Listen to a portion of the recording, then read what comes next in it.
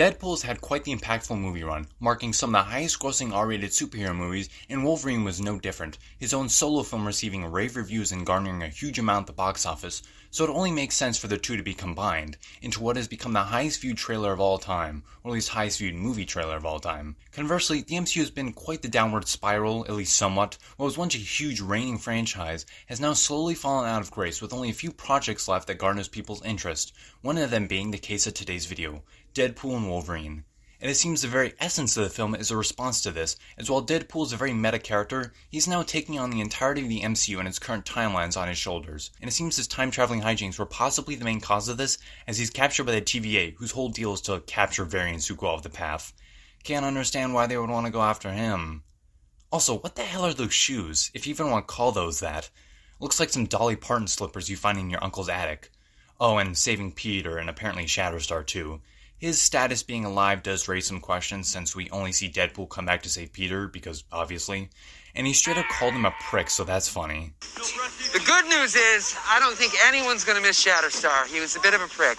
The point is, despite his efforts to get a wig, somehow worse than the one Hugh Jackman sleeps with, he apparently got friend-zoned by Vanessa. Make a wish, buddy. Damn, pegged and egged out. Also, something of note is how his apartment number is 17. Comic issue 17 of Deadpool also similarly has Deadpool working with people who are previous villains. In the comics it was Norman Osborn, here's the TVA who may not be as villainous but aren't exactly great. The comic issue also has Deadpool working with Norman and some others to ruin the X-Men, which Wolverine is a part of, which may get slightly adapted in here, the TVA wanting him to kill Wolverine, as maybe this is the one who was part of this altered timeline where he killed that version of Deadpool. Or maybe it's the reality where Ryan Reynolds was killed reading the script for Green Lantern, and this is Hugh Jackman, and he said, fuck it, I'm going method today. Once he gets captured, he wakes up. The TVA is now green, most likely because of the ending to Loki Season 2, where he becomes the one who remains. And what I found funny is Wade's jacket and the cake he was blowing out is also green. Probably going too deep here, but it kind of makes me think about how the TVA, when capturing him, is green, but when they send him out on this mission, it's this desolate white area where a lot of the second half of the trailer takes place, since the inside of that cake was white. It's just really, it's probably just like a random comparison, but I just feel like making it. It's also, that area where, that desolate white area might just be an area where they're pruned or something, since it seems like a place where things are just dropped in, judging by the random buildings or the prison. Maybe it's a collapsing reality like in Doctor Strange in the Multiverse of Madness. I don't know. Although in the prison you can see Pyro, whose name is similar to Pio's Treats ice cream truck in Deadpool 2, right before Vanisher fucking explodes. Also, I believe he was a character in one of the X-Men movies. Yeah, actually, upon looking back in the movies, he was in X-Men 2, I think maybe even 3, The Last Stand, and I believe in the Rogue cut of last Days of Future Past, it was implied that he was killed. Deadpool gets introduced to the TVA and shown what he could possibly become, including a timeline where he became president, possibly to explain how he could be crowned sexiest man alive 1 year after X-Men Origins came out. Oh, and the dude shows him Captain America as he salutes him, right before he'll likely say some degrading joke about him, along the lines of A for Captain America standing for anal, or the vibranium being a good enough replacement for a dildo. Peep the weird truck with a beam on top, almost looks like a UFO with a cross on top of it. I don't know why. Although something more rock solid of an idea is Desert Ghost possibly being in the film, considering there's a literal desert and their whole thing is leading him from the X-Men and all the mutants he could lead. Either they're trying to get rid of him before he persuades Wolverine and some others, who might have already been persuaded and is why he's attacking Deadpool later, or trying to team up with him as part of a, team, and Deadpool rejects that, leading to Wolverine fighting him. Hell, the Desert Ghost, or Xion, I think, helps introduce President Doom, a person who believes he's Dr. Doom, but in this universe could straight up be Doom, and he's part of the Fantastic Four. Could be lead up to the film considering it also got announced. Hell, Valhalla is a part of it all in the wiki, and the next shot shows a person in a very gold Asgard type way, maybe a different reality or something, although I don't think there's different realities of Asgard. I forget, honestly, I don't know. We also see Deadpool sitting near a set of teeth. It would be kind of funny if it was the Fenris Wolf from Thor Ragnarok or the Fire Dragon. He goes into an elevator on floor 943, which could be a reference to Earth 943, which includes Jocasta as part of an alternate form of the Avengers. Hell, because, this whole trailer is kind of this is who you could become, showing them, the Avengers, showing Deadpool the Avengers, so that could play an idea of, an alternate form of Avengers that they're trying to team up, create, along with the X-Men. Cersei is also mentioned, although neither of which are in the cast list, so she might be a surprise character. I don't know. Someone who is on the cast list is Tara Strong reprising her role as Miss Minutes. And it's funny, because in 1 minute and 19 seconds in, we see Deadpool walk past a girl who looks suspiciously similar to her. I mean, she's even looking at him with some sort of like importance. Maybe she's expanding on the different form from Loki season 2. She wanted to be like a human, but Victor timely rejected that idea. Maybe she's free in a different rebooted form. Since she's a mascot of the TVA, she could work as a mascot of this area, sort of an illusion or something to distract Deadpool in a way. I don't know. I mean, there's also that other version of the Wolverine, because I'm pretty sure that's not the main version, so it could be something like an illusion of some sorts to, like, distract him and kind of fight him in some, like, mirror scene or something. I don't really know. Or maybe she's the other girl looking at him, like, a second after. Either one of them. He starts fighting the TVA and is also right next to the 20th Century Studios logo, or maybe it's still 20th Century Fox, as a joke about them being bought out by Disney. Seems like it would be. Like that type of joke that Deadpool would make. Also, there's some metal circular thing that looks like the top of a small spaceship. Love the detail of him reloading his guns, a thing that's annoyingly absent in some movies, so it's nice to see it be done here. Actually, that raises a question. How does religion work in the MCU exactly? Like, hasn't there been proof of several gods before, so wouldn't nobody be, like, saying God, please, as in a singular God, like God himself with a capital G? I'm curious because I thought there's only God and nobody else in Christianity, but as we can see throughout this franchise, that's clearly not the case. So do people just choose to continually believe there's only one God? I mean, it makes for a funny response from Deadpool, but okay, maybe they'll kind of explain it more. However, there's some sort of answer in, like, Moon Knight, because it kind of gave something of an explanation saying how depending on what you believe, it affects what afterlife you end up in, which makes some sort of sense in the franchise, I guess. Like, in Black Panther, there's the ancestral plane, and in Thor Love and Thunder, there's Valhalla, and in Thor in general, there's, like, Valhalla mentioned, so there's that, and it's even seen in Love and Thunder, so I guess, like, there's kind of an explanation. But the most important thing is the dude should have worn brown pants. Then maybe he would have been more prepared to be whisked away by the power of CGI.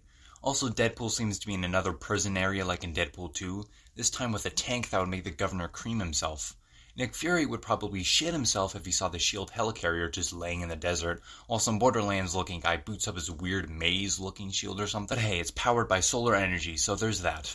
Oh yeah, and that bloody car. Definitely from either Wolverine or X-23. I'm totally 100% possibly sure of it. Also, this dude clearly got Bane from Wish. But it seems Deadpool heard my reference of the brown shorts joke because he tries to do a similar thing with the TVA. However, that doesn't work as Wolverine throws him across and stabs him as the trailer ends.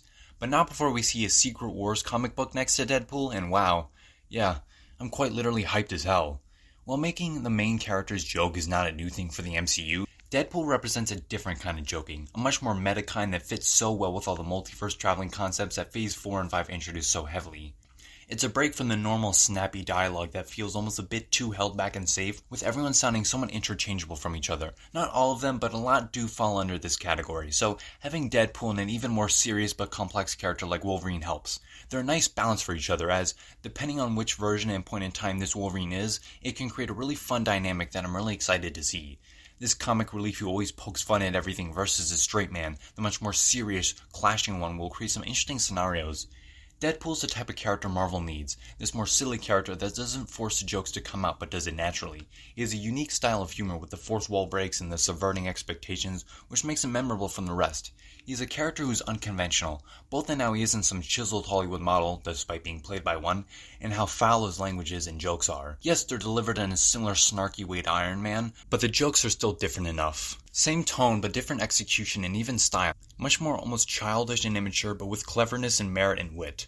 He's what this franchise needs, but I hope Marvel doesn't take that criticism exactly like that, like too literally. Not every character needs to be like this in that snappy, fourth wall breaking, immature humor way. Not everyone needs to be humorous, and Wolverine will hopefully prove that once again. You just need compelling characters with differing opinions and traits that they strongly believe in. Not everyone has to be a jokester. They have learned from this, as Loki didn't have everyone cracking jokes in the same way, and plenty of times they were quite serious, so I do believe they know this. I just hope the fan response isn't vague enough for them to misinterpret it. People love this character, so I hope when the film comes out, the recency bias and huge box office success, since the previous two were such big hits critically and financially speaking, doesn't make everyone just praise the humor of Deadpool and have Marvel thinking that's exactly what needs to be done. Yes, Deadpool is a loved character with clever marketing like those short films. Speaking of the short films, slight tangent, if you watch No Good Deed, you'll see the license plate for a car that says 338 EIN, and if you search that up, you get a 338 Winchester Magnum bullet, which is typically used for killing elk and moose, the latter of which being in the poster for the Once Upon a Time Deadpool release. The main point is, these short films and even the original version of the maximum effort highway scene that got the film the positive reaction and support it needed were all well received, so people clearly like this character as he represents something different for superheroes. But now that more and more of them are overly comedic, or at least attempt to be, it makes it a little harder for Deadpool to stick out more. He still does and likely will, but if they take the response as to make the movies exactly like this, with the exact type of humor, it'll lose its way. Meta humor only works sparingly, and if it's not mainstream in everything, as once it does, it loses that edge and becomes something of a lazy replacement for genuine writing that isn't just trying to make jokes about things that already exist. It shouldn't be the response to the film, and now it's succeeding amongst the others. Guardians of the Galaxy Volume 3 was a very serious, although still funny film, and that did well, so I just hope that's not the lesson they take from this. If it does the fan service as well as Spider-Man No Way Home and makes these characters a significant part of the story, and not just add-ons, it will do well, but they shouldn't see that as the formula for success. Do more wacky, out there ideas, even if it's something similar like this film might be. As long as it's something unique enough, it makes you care for these characters and not just introducing 10 more. That's how you save the MCU. Don't overbloat the year out with tons of projects, which they do seem to know considering only this, Echo, and X-Men 97 are releases for this year in terms of the MCU timeline. Make sure to do different concepts. Even if it seems like it can be done, like it's silly, the inherent idea just doesn't work and there's no purpose for it, just remember, All the dinosaurs feared the T-Rex. Hope you enjoyed the video. I do videos about stuff like this, movies, TV shows, and sometimes trailers, so if you like that, you'll like my other videos. I'm curious to know your thoughts on this trailer and even the video, if I added enough commentary or if this style just doesn't work. All criticism, if constructed, is appreciated. You can follow me on Instagram or TikTok where I'll post things relating to movies in my videos, and I'll see you in the next video. Bye-bye.